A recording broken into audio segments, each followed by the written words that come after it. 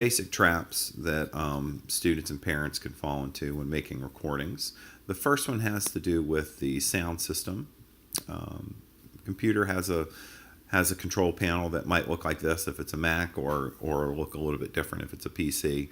Um, that monitors output and input. Output, that's the easy one. That's just how loud the sound is coming out of the computer, how quiet it is, and whether it's in stereo or not.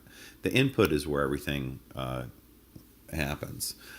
Internal microphone is what the computer comes with. I've always used that because it sounds great, and I can get good recordings with that. But if you're using the Smart Music microphone, you'll plug it in and it will be listed right underneath the internal, and you do need to select it. You'd think the computer would know that that's what you wanted to use when you plugged it in, but sometimes it doesn't. So just make sure it's selected, and then you should be good to go. The second part of that is this microphone. Make sure that this microphone is turned all the way up. If it's way down here, you won't get a recording. And if it's up here, you will. A good rule of thumb is that if you snap, it goes into the red.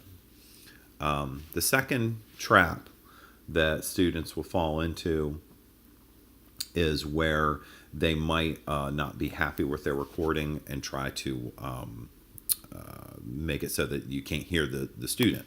So if this does happen, just make sure it doesn't happen.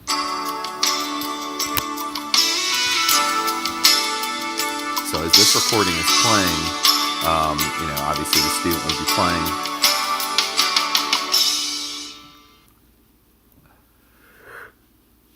And without even really playing any sound at all, I still got a 77%. So some students, even if they're playing sound on their instrument, even if it's not good, they might even get an A, even if there's a lot of mistakes. So some students will go over here to listen. They'll move the accompaniment.